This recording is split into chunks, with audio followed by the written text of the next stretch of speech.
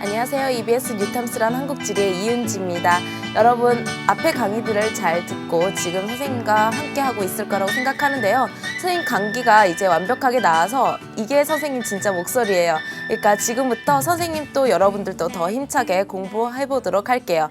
오늘은 1단원 인식과 국토 통일의 마지막 단원을 한번 살펴보도록 할 겁니다. 자, 그러면 오늘 배울 주제들을 먼저 칠판을 통해서 알아보도록 할게요. 자, 처음에 국토 통일의 당위성인데요. 우리나라가 분단된 역사적인 배경보다는 우리가 지금 한국지리라는 지리 과목을 배우고 있으니까 지리적 관점에서 좀 더 살펴볼 겁니다. 그리고 이 두 개의 주제 중에 선생님 어떤 게 더 중요합니까? 어떤 게 시험 문제 더 많이 나오나요?에 대한 관심이 여러분들이 더 강할 것 같은데요. 사실 이 주제는 정말 중요합니다. 물론 앞에 주제도 시험에 안 나오는 것도 아니고 중요하지 않은 게 아니지만 정말 중요한 것을 택하라면 오늘 이 주제는 완벽하게 정리하고 가셔야 됩니다. 내신에 무조건 나온다고 생각하시면 되고요. 수능이나 모의고사에서도 자주 출제되었던 주제입니다. 자, 그러면 우리 오늘 국토 통일의 당위성을 먼저 들어가 보도록 할게요. 자, 우리나라가 분단된 배경과 원인은요. 여러분들이 근현대 시간에서도 충분히 배울 수 있고요. 이미 많이 알고 있기 때문에 그거에 대한 자세한 설명은 선생님이 이 시간에는 하지 않을 겁니다. 선생님이 지리적 관점에서 살펴본다고 했으니까요. 우리가 분단이 이렇게 고착화되면서 53년도의 휴전협정 이후에 지금 60년 이상 지금 분단이 고착화되었죠. 그 결과에 좀 더 초점을 맞춰서 수업을 진행할 겁니다. 자, 그러면 첫 번째, 우리는 국토가 분단이 되었기 때문에 이 국토 공간을 어떻게 활용하고 있는지를 먼저 살펴볼 건데요. 지금 위성에서 찍은 우리나라 한반도의 모습입니다. 딱 보더라도 어떻죠, 여러분? 분단이 되어 있구나. 북한의 모습은 거의 어두워서 보이지 않죠. 자, 그래서 우리나라는요, 이렇게 비효율적인 공간 구조를 가지고 있어요.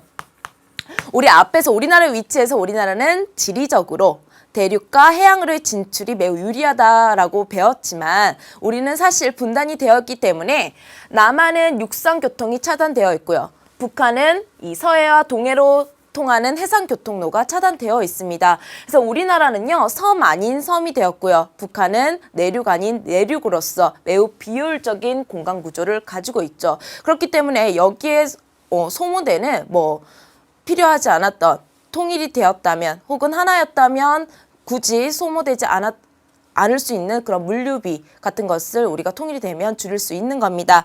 자, 두 번째 한번 살펴볼게요. 우리가 분단이 되었기 때문에 생활 양식이라든지 의식 구조라든지 특히 언어적 차이가 점점 심화되고 있습니다. 60년 동안 다른 정치 제도 그리고 다른 생활 양식을 가지면서 언어의 차이가 점점 심해졌는데요. 언어학자들은 이 북한과 남한의 언어가 사용하는 단어가 30% 이상이 차이 난다고 해요.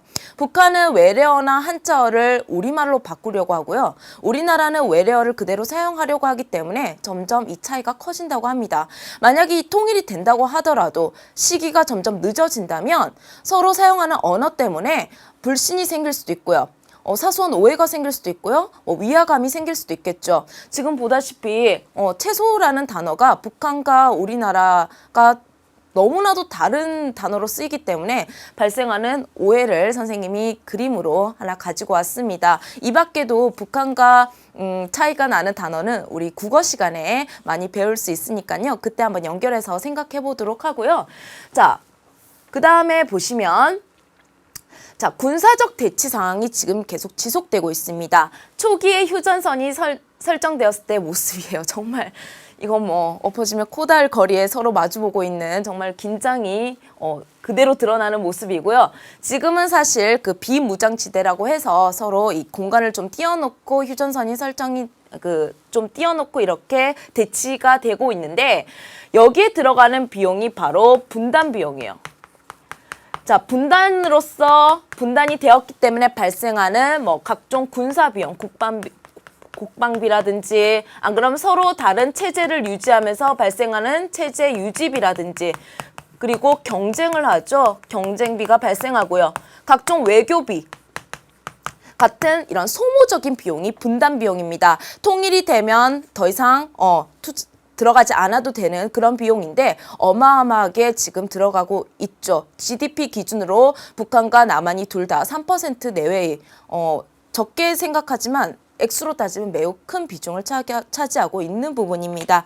자, 그래서 우리가 국토가 분단이 되었기 때문에 발생하고 있는 우리가 누리지 못하는 그러한 것들을 잠시 살펴봤고요. 그러면 우리가 왜 통일이 필요하냐? 를 한번 살펴보도록 하겠습니다. 첫 번째 우리가 통일이 필요한 이유. 앞에서 우리가 지금 매우 비효율적인 공간 구조를 가지고 있다 그랬죠. 그거를 효율적으로 만들 수 있는 겁니다. 우리 앞에서 살펴봤던 이 대륙 횡단철도, 그죠? 철도들이 한반도 종단철도와 연결이 되면서 육상교통이 쫙 열리는 거예요. 육상교통의 기종착지가 된다고 말씀을 드렸고요.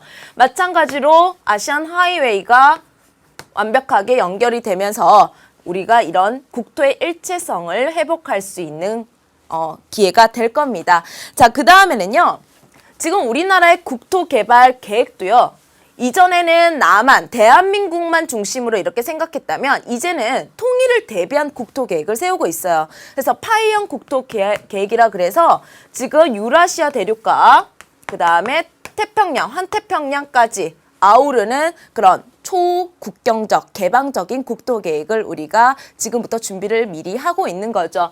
자, 그 다음 두 번째를 보면요. 앞에서 지금 문화적인 이질성이 매우 커졌다 그랬는데 그것도 극복을 할 수가 있고요. 사회 경제적인 효과도 매우 어마어마할 거라고 예상을 하고 있습니다. 자, 인구적인 측면, 인구도 하나의 자원이에요, 여러분. 인구도 많이 늘어나고요. 그 다음에 GDP도 세계 8위로 껑충 뛰죠. 그 다음에 여러분들 이거 엄청 좋아하시잖아요. 그 올림픽 순위에 매우 민감한데 올림픽 순위도 5위까지 예상을 한답니다. 이 올림픽 순위를 보면 북한이 딴 메달 개수가 우리 거였으면 좋겠다. 하나로 합쳤으면 좋겠다. 이런 생각을 가진 적이 한 번쯤은 있을 것 같은데요. 자, 아무튼 올림픽 순위도 이렇게 상승될 것이라고 우리가 예상을 하고요. 세계유산도 같이 이렇게 통합이 되면서 관광객도 더 많이 불러일으킬 수 있는, 끌어들일 수 있는 그런 요건이 마련될 거라고 예상을 합니다. 또, 우리 왼쪽 탐스런 교재 왼쪽에 있는 그래프인데요. 이 골드만삭스라는 아주 유명한 그 보고서에 보시면 만약에 통일 한국이 된다면 30년 뒤가 되면 일본이나 독일이나 프랑스를 뛰어넘는 그러한 경제 대국이 될 것이라고 예상하는 아주 기분 좋은 보고서도 있습니다. 그래서 통일 한국이 되었을 때 우리가 가질 수 있는 경쟁력을 잘 인지를 하고 우리가 앞으로 잘 준비를 해야 되겠죠. 자, 그리고 어떠한 것을 또 누릴 수 있냐를 선생님이 한번 살펴봤다면 여기까지 살펴봤죠, 여러분. 자, 세 번째 한번 보도록 할게요. 이 남한과 북한은요. 서로 각기 가지고 있는 장점이 다릅니다. 경제에 있어서 남한은 이런 기술과 고급 기술과 자본, 풍부한 자본에서 비교 우위를 가진다면요. 북한은 남한보다 훨씬 질 좋고 풍부한 양을 가진 지하자원과 노동력에서 비교 우위를 가지죠. 자, 그렇기 때문에 이것이 상호 보완을 가지면서 우리 경제 발전에 큰 영향을 미칠 거고요. 그 다음에 민족의 동질성이 회복되면서 정체성을 회복할 수가 있겠죠. 또 한반도가 통일이 되면 세계 평화에도 기여할 수 있는 그러한 영향을 미칠 겁니다. 자, 그래서 국토 통일의 필요성까지 살펴봤는데요.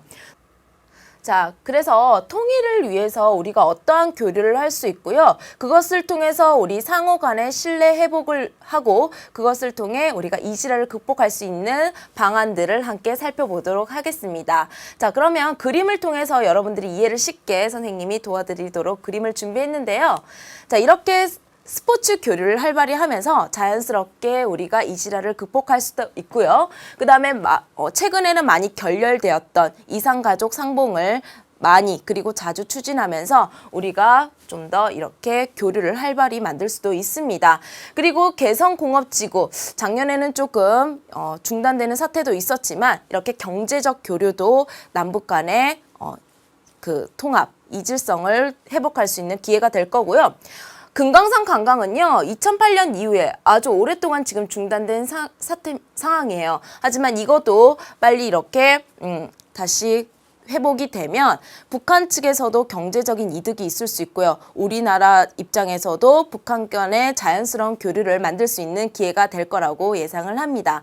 자, 그래서 우리 국토통일의 당위성은요. 이렇게 선생님과 함께 간단하게 살펴봤습니다.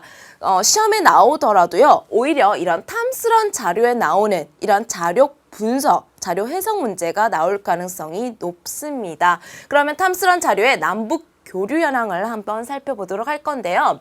지금 보시다시피 2000년부터 쭉 전반적으로 교류가 확대되고 있는 인적 교류가 확대되고 있는 편입니다. 8,000명 수준에서 지금 18만 명 수준까지 최고는 18만 명 수준까지 있었는데 사실 2008년에 금강산 피격 사건이 있었어요. 그 이후에 인적 교류가 조금 주춤한 경향은 보이지만 전반적으로 많이 상승을 했고요. 그 내용을 보시면 사실 이 관광객을 제외하고는 개성 공업지구와 관련된 방문객이 대부분이다 라는 것까지 여러분들이 이 자료를 통해서 알 수가 있습니다. 그리고 두 번째 자료는 뭐냐면요. 이 남북 간의 반출과 반입에 관한 교류 상황인데요. 선생님, 이 단어가 조금 어색해요. 여러분, 수출하고 수입은 어색하지 않으시죠?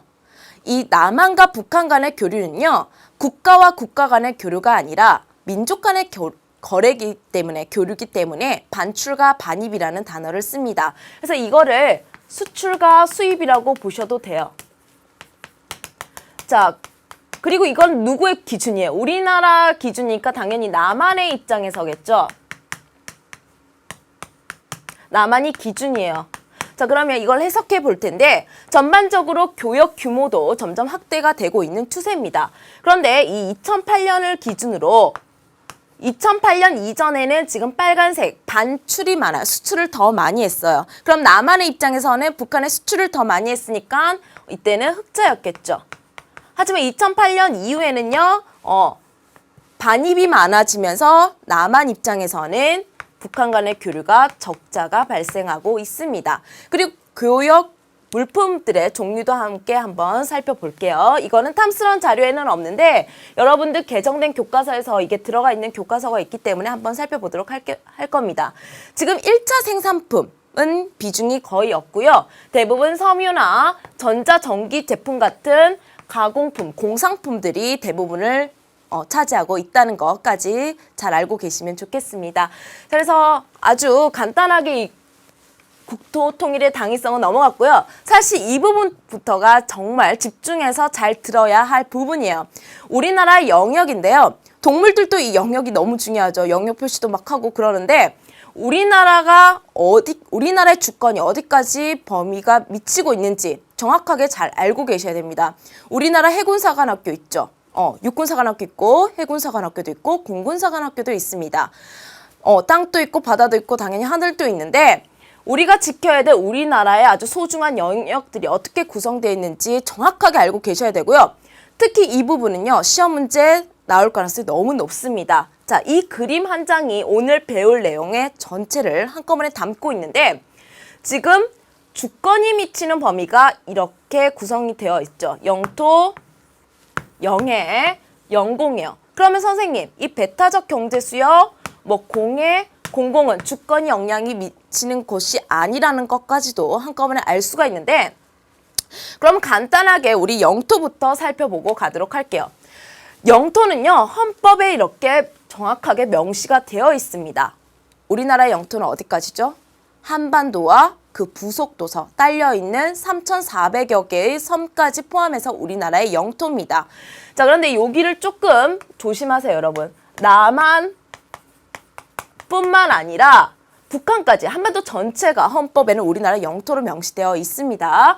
자, 그래서 총 면적은 이렇게 되어 있고요. 우리 남한에서 꾸준히 지금 간척 사업을 했기 때문에 영토는 점점 확대되고 있는 추세였죠. 자, 문제는 이 영해예요. 여기서 무궁무진하게 시험 문제가 많이 나오는 겁니다. 우리나라의 바다가요. 우리나라가 작긴 하지만 여러분들이 잘 알다시피 동해와 서남해안의 해안선의 모양새가 매우 다르고요. 그리고 일본과 중국과의 거리가 매우 가까운 편이기 때문에 영해 혹은 배타적 경제수역을 설정하는 데 있어서 매우 여러 가지 기준과 방법이 적용이 됩니다. 자, 그러면 영해를 꼼꼼하게 살펴볼게요.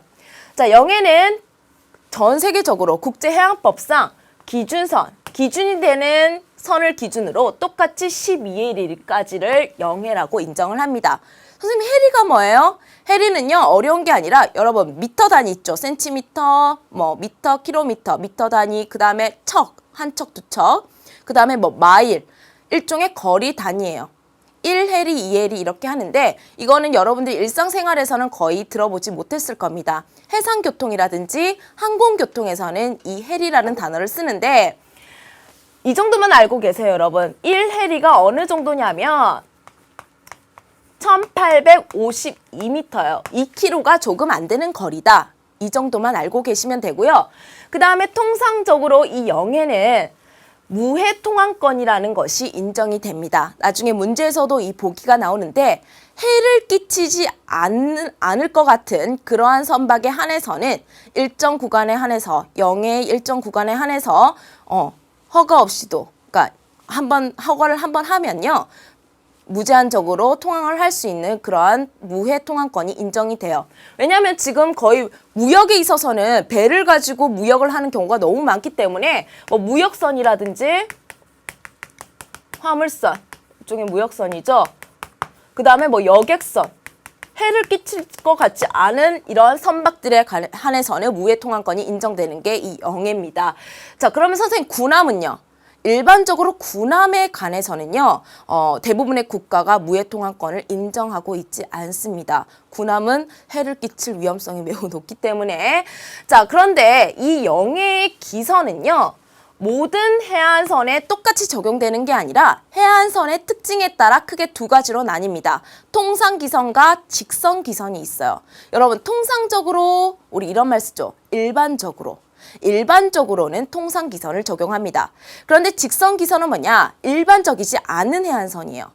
자, 그러면 우리 앞에 잠깐 살펴봤는데 이 동해는요. 매우 해안선이 단조롭죠. 단순합니다. 그 다음에 서남해안은 선생님 매우 복잡하다고 이야기 드렸죠. 어떤 게 선생님이 이야기하는 일반적인 해안선일까요? 바로 이 동해와 같이 생긴 해안선이 일반적이에요. 여러분 이렇게 섬이 많고 복잡한 해안선을 혹시 중학교 지리 시간에 어떤 해안이라고 배웠죠? 리아스식 해안이라고 배우셨죠? 이렇게 특별한 이름이 있을 정도로 매우 스페셜한 해안인데 그런 것은 영해 기준선도 특별하게 정해준다는 겁니다. 자, 그러면 통상기선부터 살펴볼 텐데요. 최저 저조선을 기준으로 12해리까지가 통상적인 영해 설정 기준입니다. 그러면 선생님, 최저 저조선이 뭐예요? 자, 선생님과 함께 이거부터 한번 잡아볼게요. 바닷물은요, 우리나라의 바다는 하루에 2번씩 만주와 간주가 반복이 되는데 여러분, 바닷물이 가득 찼을 때 선이 어떤 선일까요? 만조예요? 간조예요? 그렇죠. 이거는 또 잘 알 것 같은데 만조예요. 가득 찰 만자, 만원버스, 만석이에요. 이럴 때 만자와 똑같은 만자예요. 그럼 반대로 바닷물이 쫙 빠졌을 때가 간조죠. 또 이런 것도 알고 계셔야 됩니다. 여러분, 만조와 같은 말이 썰물이에요? 밀물이에요? 이거 물어보면 또 헷갈려요, 여러분. 평생 안 헷갈리게 선생님 지금 가르쳐 드릴 텐데 똑같이 미음으로 시작하는 게 똑같은 말입니다. 그래서 만조랑 밀물이랑 같은 말이에요. 밀려 들어와요, 물이. 그죠? 그 다음에 바닷물이 쓸려나가서 이제 간조가 되는 건데 똑같이 미음으로 시작된다고 딱 기억을 하면 진짜 평생 잊어버리지 않을 겁니다. 자, 그러면 여러분들 모든 국가가 아마 여기에 찬성을 할 거예요. 만조에서 12해리를 주는 것을 좋아할까요? 간조선을 기준으로 12해리를 주는 것을 선호할까요? 당연히 모든 국가가 여기에 찬성을 하겠죠. 그래서 통상기선은 바닷물이 가장 낮게 빠졌을 때, 해수면의 수위가 가장 낮아졌을 때를 기준으로 12해리를 설정하는 이것을 통상기선으로 하고 있습니다. 그러면 직선기선은 뭐냐면 선생님이 조금 특별한 해안선에 이것을 적용한다 했는데 해안선이 매우 복잡하거나 혹은 해안선 주변에 매우 섬이 많아요. 혹은 통상기선처럼 이렇게 똑같이 해안선을 기준으로 영해를 만약에 설정을 했다. 그럼에도 불구하고 이 영해선 바깥에 그 나라의 영토가 있는 아주 복잡한 상황이 발생하는 경우에는 그럼 좋다. 이런 경우에는 그 나라의 가장 바깥 섬, 최외곽 섬들을 직선으로 이어라. 그리고 그 직선 기선에서 12해리를 설정을 하는 것을 영해로 하라. 그게 바로 직선 기선에 의한 영해 설정 기준입니다. 자, 선생님 말을 조금 복잡하게 한 것 같기도 한데요. 간단하게 얘기해서요. 가장 바깥 섬들을 직선으로 이어요. 거기서 몇 해리를 준다? 똑같이 12해리를 준다. 그게 바로 이런 직선 기선을 적용하는 해안의 영해 설정 기준입니다. 그래서 크게 두 가지가 있다는 거. 그러면 이것을 우리나라에 적용해 보도록 할게요. 자, 선생님이 여기에 한꺼번에 정리를 해 드릴 건데요. 자, 지금 우리나라의 영해 이거 지금 이 시간에 정확하게 정리를 해볼게요. 자, 통상기선이 있었습니다. 그러면 이 통상기선이 적용되는 우리나라의 바다는 지역은 어디냐? 동해의 대부분이에요. 선생님이 동해 전체라고 하지 않고 대부분이라 했죠. 아주 일부 구간에서는 직선기선을 사용하기도 하기 때문에 그런데 여러분들 수준에서는 그냥 동해 이렇게 기억을 하시면 되고요. 그 다음에 여러분들 잘 아는 화산섬 3개 얘기해 보세요. 그렇죠. 제주, 또 울릉, 독도 이렇게 화산섬 3총사는 다 통상기선을 적용합니다. 그런데 복잡한 이 직선기선은요. 복잡한 해안선을 가지는 해안이 어디죠? 바다가 어디죠, 여러분? 그렇죠. 서남해안과 서남해안의 대부분이 바로 이 직선기선을 가지는데 여기서 조금 더 특별하게 가는 게 또 하나 있습니다. 여기도 12해리고요. 여기도 12해리인데요. 직선기선은 직선기선인데 3해리만 주는 구역이 있어요. 여기는 지금 안 그려져 있는데 이 부산 앞바다와 일본의 스시마섬 사이의 바다는요. 아주 좁은 바다예요. 이 좁은 바다의 이름이 바로 자 확대를 해서 대한해협이죠.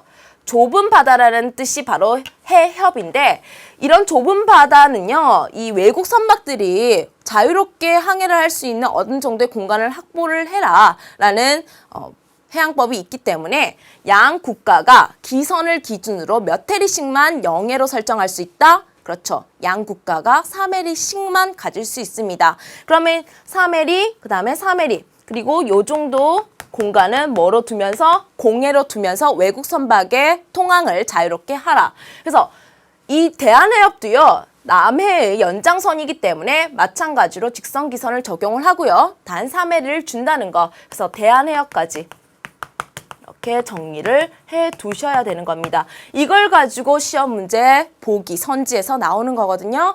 자, 그래서 여기까지 정리를 해봤고요. 이 영공은 뭐냐? 하늘인데 영토의 하늘, 그 다음에 영해의 하늘이 바로 영공입니다. 자, 일반적으로 통상적으로는요. 대기권까지만 적용을 해요. 지구과학 시간에 열중성대 10건까지만 우리가 영공인 거예요. 그런데 문제가 뭐냐면 요즘에 이 우주의 시대가 열리면서 이 영공도 범위를 다시 설정해야 된다라는 말이 나와요. 왜냐? 지금 이 인공위성은요. 대기권 밖을 이렇게 돌고 있는 거예요. 그렇기 때문에 북한 상공위에 미국 인공위성이 이렇게 지켜보고 있어도 뭐라고 할 말이 없어요. 왜냐하면 영공은 대기권까지기 때문에. 그렇기 때문에 이 무수한 인공위성들이 다른 나라를 이렇게 볼 수 있는 관찰할 수 있는 이유가 아직까지 영공의 범위는 대기권까지이기 때문이죠. 앞으로 아마 이 부분도 좀 민감한 문제가 될 가능성이 높습니다. 자, 그런데 여러분 아직까지 바다가 끝나지 않았습니다. 방금 영해를 배웠는데요. 이 바다에서는요. 이제 대륙의 시대가 끝나고 이제 바다의 시대가 열렸다고 하잖아요. 왜냐? 알고 보니까 이 바다에도 엄청난 자원이 많은 거예요. 그러면서 각 국가에서 이 바다의 권한을 설정하는 거에서도 매우 민감합니다. 자, 그래서 여러 국가가 이제 배타적 경제 수역을 설정하면서 점점 공해는 줄어들고 있는데요.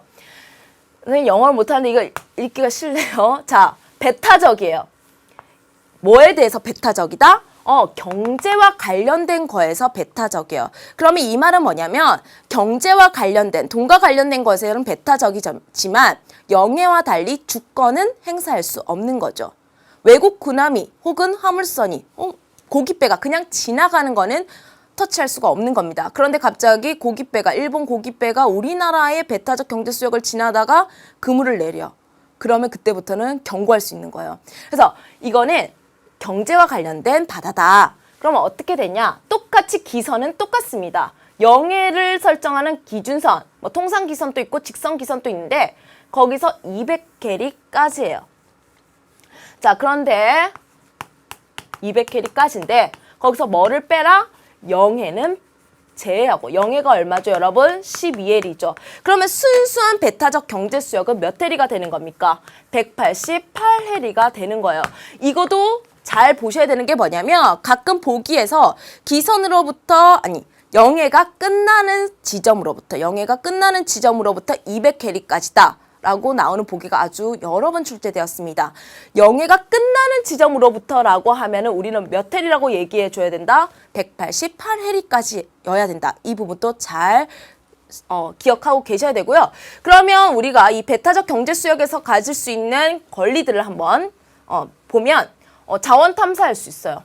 뭐 석유가 있는지, 뭐 천연가스가 있는지 탐사할 수 있고요. 고기 당연히 잡을 수 있죠. 환경 보호와 관련된 권한도 우리에 있고요. 인공섬도 설치가 할 수 있습니다.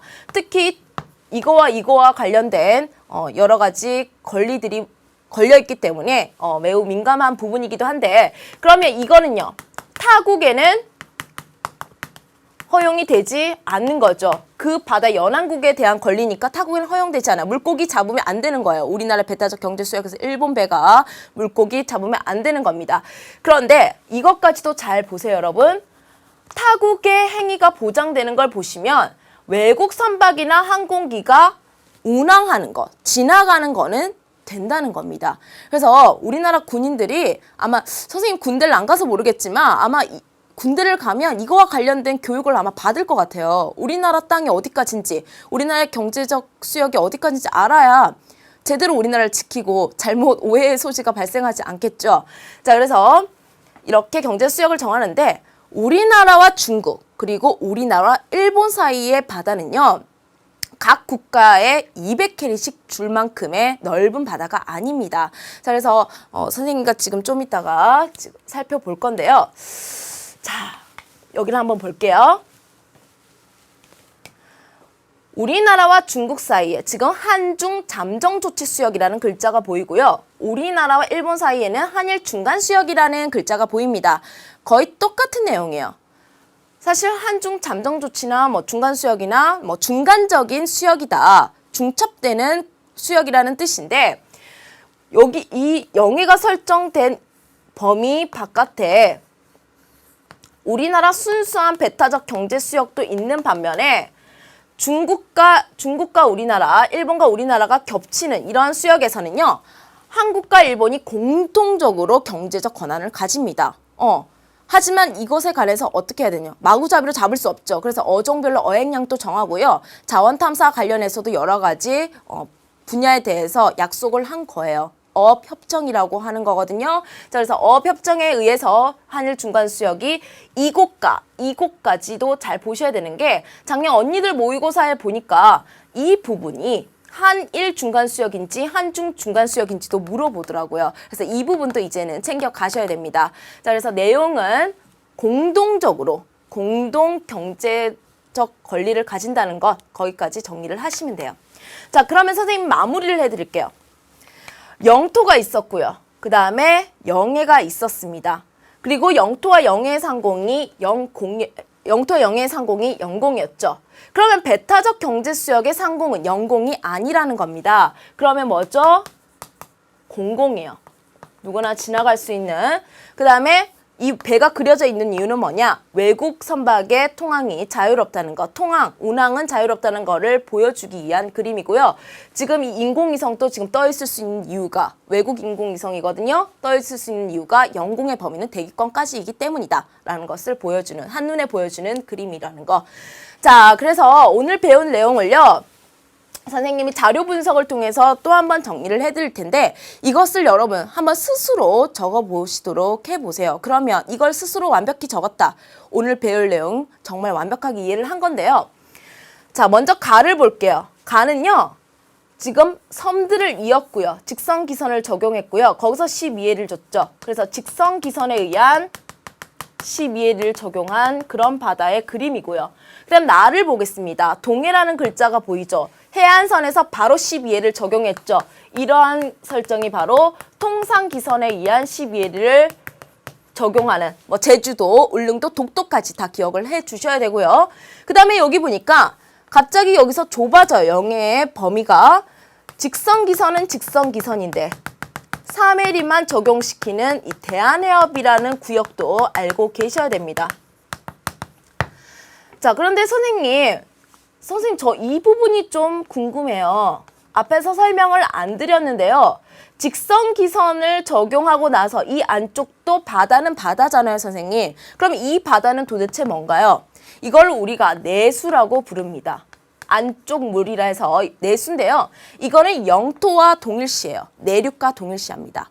영토예요, 그냥. 그러니까 우리나라 주권이 당연히 영향을 미치는 건데 우리 육지에도 호수가 있고 하천도 있죠. 그런 호수와 하천과 같은 내륙의 물과 동일시합니다. 그래서 내수다. 이 범위는 내수다라는 것까지도 알고 계셔야 되는데 선생님이 이걸 왜 얘기하냐. 시험 문제 아주 잘 나오는 이야기를 지금 하려고 합니다.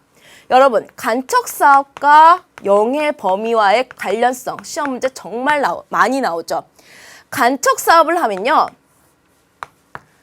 자, 여러분 잘 보이시나요? 영토는 당연히 어떻게 될까요? 갯벌을 땅으로 육지화시켰으니까 영토 당연히 확대가 됩니다. 내수는요.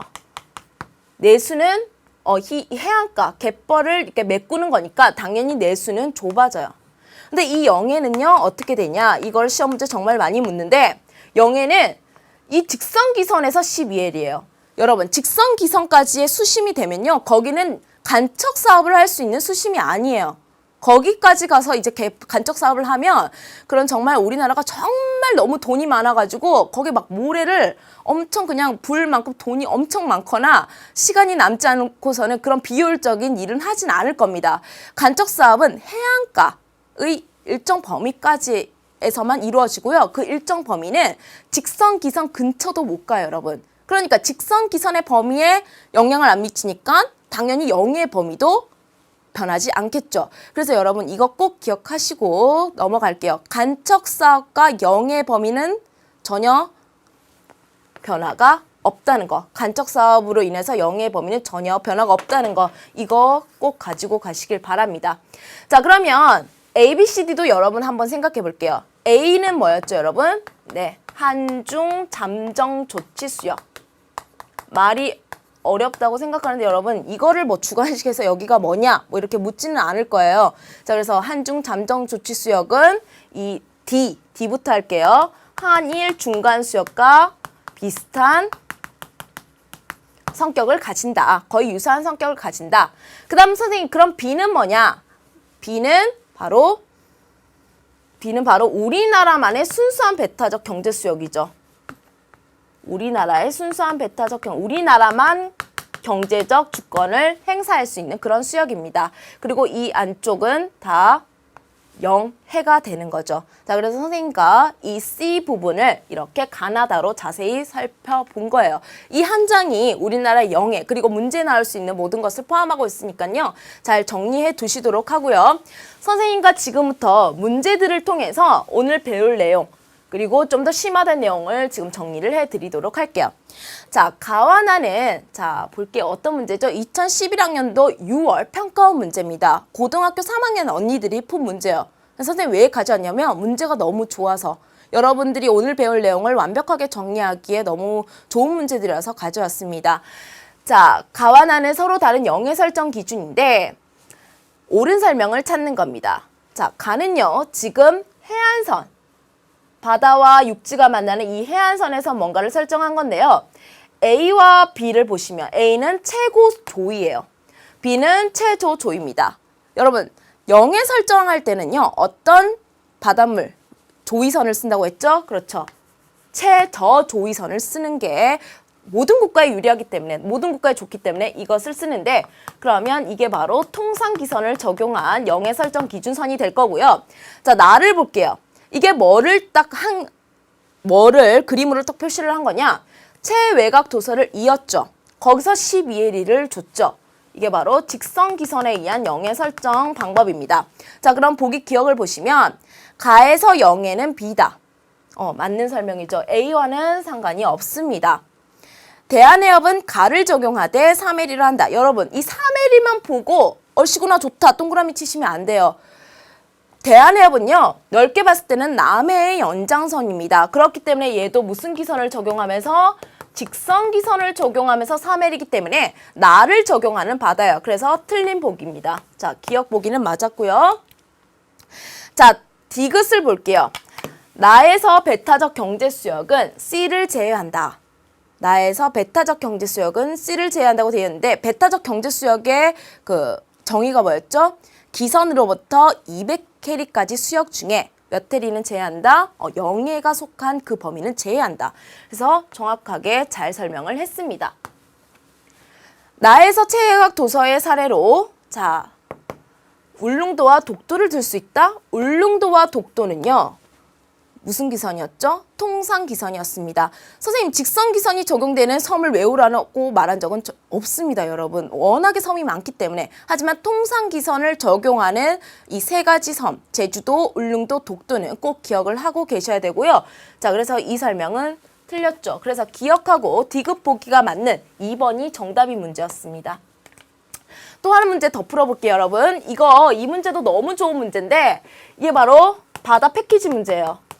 이 바다 패키지 문제를 이해를 하면 오늘 배운 바다 이야기는 여러분들이 다 이해를 하신 건데 한번 같이 가볼게요. 어떤 바다의 종류들이 있는지. 우리나라의 경제적 주권이 인정되는 바다입니까? 라고 했을 때 예라고 가볼게요. 먼저 예. 그러면 우리나라 경제 주권이 인정되니까 배타적 경제 수역도 될 수도 있고요. 또 당연히 영해도 인정이 돼요. 그러면 기선으로부터 12L이 안쪽의 바다를 의미합니까? 라고 했으니까 영해가 되겠죠. 모든 조건을 만족하는 이 다는 영해가 됩니다. 그런데 12L의 안쪽은 바다는 아니래요. 그러면 배타적 경제수역은 배타적 경제수역입니다. 그런데 배타적 경제수역인데 일본과 공동으로 관리하는 바다가 있고요. 우리나라만의 배타적 경제수역이 있죠. 그러면 공동으로 관리합니까? 라고 했을 때 예라고 했으니까 이거는 한일 중간수역이 되는 거고요. 공동으로 관리하지 않는 우리나라의 경제적 주권이 인정되는 바다니까 여기는 우리나라만의 순수한 배타적 경제수역이 되는 겁니다. 우리나라의 배타적 경제수역이 돼요. 그럼 선생님이 가를 보는데 우리나라의 경제적 주권도 인정 안 되고요. 다른 나라의 경제적 주권도 인정 안 돼요. 네 거도 아니고 내 거도 아니에요. 우리 모두의 것이죠. 그게 뭐죠? 공이에요. 그래서 지금 바다의 종류가 다 나온 거예요, 여러분. 자, 그러면 이걸 통해서 문제를 보도록 하겠습니다. 자, 간의 범위가 확대되고 있는 추세이다. 지금 이 공해는요, 과거에 비해서 점점 범위가 줄어들고 있습니다. 뭐 때문에? 각 국가에서 이 경제적 권리를 행사하려고 하다 보니까 점점 이 경제적 주권이 행사되는 이 배타적 경제수역이 넓어지고 있죠. 그러다 보니까 반면에 공해는 줄어들고 있는 거예요. 그래서 확대되고 있는 추세가 아니라 오히려 좁아지고 있는 추세이다. 영해가 끝나는 선으로부터 200캐리까지가 우리나라의 배타적 경제수역이다. 이거는요. 잠깐만요. 영해가 끝나는 선으로부터 라고 했으니까 선생님이 조심하라고 하셨죠. 끝나는 선으로부터 하면 188해리라고 말씀해야 된다고 얘기했습니다. 자, 왜냐면 기선으로부터 200캐리까지가 배타적 경제수역의 경계선은 맞습니다. 하지만 영해를 제외해야 되기 때문에 영해가 끝나는 선으로부터 라고 얘기하면 우리는 188해리까지입니다. 라고 정신 똑바로 차리고 문제를 푸셔야 돼요. 자, 외국 상선은 정해진 구역 내에서 통행을 목적으로 통과할 수 있다. 이걸 뭐라고 했죠, 여러분? 무해 통항권이라고 했습니다. 그래서 영해는요. 해를 끼치지 않을 것 같은 그런 목적이 없는 선박에 한해서는 이것을 인정하고 있죠. 디귿 보기는 맞습니다. 자, 리을. 요거 여러분 똑바로 기억하고 계셔야 됩니다. 독도 주변 12해리는요. 엄연히 독도가 우리나라 영토예요. 그리고 독도 주변 12해리는 엄연히 우리나라의 영해입니다. 그렇기 때문에 이 수역이 뭐다? 어디죠? 라. 한일 중간 수역과는 관련이 없습니다. 우리나라 영해예요, 여러분. 이 수역에 포함되지 않는다라는 말 맞습니다. 왜? 이거는 우리나라 영해이기 때문에. 자, 정답은 디귿과 리을 5번이 되는 거예요. 자, 그래서 꼼꼼하게 기본 개념에 충실하면요, 틀릴 수 없는 문제지만 기본 개념이 잡혀있지 않는 상태에서 이런 문제를 보면 매우 어렵습니다. 자, 그래서 이 문제 넘어가도록 하고요. 조금 쉬운 문제 풀어보도록 할게요. 한일 어업협정이에요. 어업협정에 관한 내용은 선생님이 앞에서 설명을 드렸는데 양 국가 간의 어종별 어획량을 협상을 한다든지 자원 탐사와 관련된 내용을 협상을 한 그러한 게 바로 어업협정입니다. 어려운 내용이 아니고요. A, B, C가 뭔지부터 알아야 이 보기 선지를 이해할 수 있는데 A는 바로 영해의 범위죠. 자, B를 볼게요. B는요, 우리나라만의 배타적 경제 수역입니다. 자, C는요, 한일 중간 수역이 되겠네요. 자, 그러면 영해는 동해의 경우 동해는 통상기선을 적용하는 거예요. 동통. 약간 글자가 좀 비슷하게 생겼죠. A는 대한해협의 경우 통상기선 또 나왔네요. 대한해협은 3L이는 3L이지만 선생님이 직선기선에서 3L이라고 누차 강조드렸습니다. B에서 우리나라의 경제적 수역에서 배타적 경제 수역에서 자원에 대한 주권적 권리를 갖고 있죠. 그래서 이 보기가 맞고요. 영해가 끝나는 곳에서부터는 선생님이 188헬이라고 계속 말씀드리고 있습니다. C에서는요, C가 한일 중간 수역이에요. 그렇기 때문에 누구는 빠져야 된다? 중국은 여기서 어로행위할 수 없습니다. 자, 그리고 한중일 중간 수역은 없어요, 여러분. 그러한 수역은 없거든요. 한중, 한일 이렇게 두 개로 나뉘어지고요. 정답은 3번이 문제였습니다. 자, 그리고 이 문제. 이 문제가 처음 나왔을 때 이 문제를 푼 고3 학생들은요, 어떻게 문제가 이렇게 생겼지? 하면서 되게 당황했던 문제였는데 2008년 문제임에도 불구하고요, 우리 수능 특강에도 이 문제가 또 실려 있더라고요. 그만큼 좋았던 문제라는 겁니다. 오래된 문제이긴 하지만 그래서 선생님도 가지고 왔는데 이 정도 수준까지 여러분들이 해결할 수 있다. 그러면 오늘 배운 내용 더 이상 공부하지 않으셔도 될 것 같은데, 자, 독도 답사를 위한 항해 경로를 나타낸 겁니다. 전제 조건들을 한번 살펴볼게요. 우리가 탄 배는 시간당 12L을 간답니다. 12L가 왜 적혀있는지 알겠죠, 여러분? 12L은 0의 범위에서 12L이라는 숫자가 나왔기 때문에 아마 이 시간당 12L을 설정한 것 같아요. 1시간당 12L을 간대요. 우리가 탄 배는 동해에서 울릉도를 거쳐서 독도까지 최단 거리로 간답니다. 막 이렇게 가는 게 아니라, 자기가 가고 싶은 데로 가는 게 아니라 직선으로, 직선 경로로 최단 거리로 간다는 전제 조건까지 깔아줬고요. 사전 허가가 없었다. 이 말은 왜 있었을까요? 허가되지 않은 행위는 허용하지 않겠다는 거죠. 자, 아무튼 볼게요. 가에서 가가 어딥니까? 동해라는 항구예요. 육지에서 겨우 몇 분 정도 이동한 위치죠? 겨우 30분 이동했습니다. 시간당 12L을 간다고 했기 때문에 30분을 갔을 때는 얼마밖에 못 갔다? 6캐리밖에 못 간 범위죠. 그렇기 때문에 우리가 뭐라 했습니까? 동해는 통상기선에서 12L까지가 우리의 영해이기 때문에 여전히 어떤 범위에 속하는 지역이다? 영해예요. 그러면 영해에서 우리나라 자원탐사선이, 우리나라 영해에서 우리나라 자원탐사선이 탐사활동하는 거 아무 문제 없죠? 좋습니다. 1번은 허용돼요. 그러면 나는요? 자, 나를 볼게요. 중략이 돼 있어요. 왜? 울릉도까지 가는 바다의 그 거리가 좀 상당하기 때문에 중략이 돼 있는데, 아무튼 나 지점은 2시간 30분이나 이동한 지점이에요. 그러면 당연히 지금 울릉도에서 지금 봅시다. 울릉도에서 12L이 범위는 이렇고요. 독도에서 12L이 범위도 이렇기 때문에 영해와 영해 사이의 바다는 우리나라의 배타적 경제수역에 해당이 돼요. 그래서 영해 나왔다가 배타적 경제수역 나왔다가 영해 나왔다가 또 배타적 경제수역 나왔다가 이렇게 되는 아주 복잡한 부분이기 때문에 시험 문제 나온 거예요. 출제의 의도를 아시겠죠? 그러면 배타적 경제수역에서 외국 화물선이 우리가 탄 배 옆을 그냥 아무것도 안 했어요. 여러분 통과했어요. 가능하죠. 배타적 경제수역은 외국배 통항은 허용됩니다. 흥분해가지고 막 경고하고 이러면 안 돼요, 여러분. 그치? 자, 그래서 이거는 허용되는 행위다. 자, 다지점도 마찬가지예요. 다는요, EEZ의 상공을 물어보고 있죠. EEZ의 상공은 우리나라의 영공 아닙니다. 영공은 영토와 영해의 상공만 영공이에요. 자, 그렇기 때문에 EEZ의 상공은 공공이기 때문에 외국 여객기가 사전 허가가 없는 상태에서 통과하는 거 아무 문제 없습니다. 허용되는 행위고요. 자, 라를 보시면 외국 헬기가 우리가 탄 배 가까이 접근합니다. 자, 라 지점을 볼게요. 라는요, 울릉도에서 30분 떨어진 거리예요. 그렇기 때문에 울릉도에서 6헬이 떨어진 범위다. 영해 안쪽 범위죠. 그러면 영해의 상공에 헬기가, 외국 헬기가 사전 허가 없이 우리가 탄 배에 가까이 접근한대요. 이러면 안 되죠, 여러분. 네, 이럴 때는 막 경고 사격도 좀 하고 그래도 괜찮습니다. 우리의 영공이고 우리나라의 영해에 들어왔기 때문에 이런 행위는 안 된다. 4번이 틀린, 허용되지 않는 행위입니다. 적절하지 않죠? 그럼 5번까지 볼게요. 5번은요. 이 독도와 봅시다. 울릉도에서 지금 1시간 30분 떨어진 범위예요.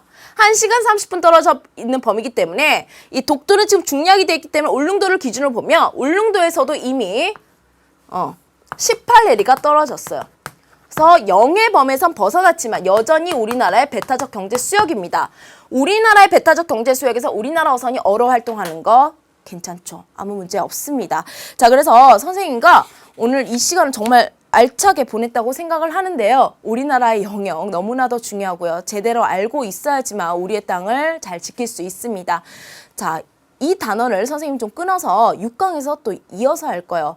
우리가 지금 독도, 이어도, 간도와 같이 여러 나라 아니고 일본과 중국과 지금 민감한 문제가 걸려있는 지역들이 있습니다. 그렇기 때문에 우리가 잘 인식을 해야 되고요. 소중하게 기억해야 될 땅들이 있습니다.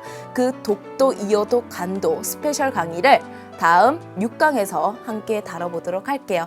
오늘 배울 내용 정확하게 잘 복습하시고요. 자, 다음 시간에 우리 함께 보도록 하겠습니다.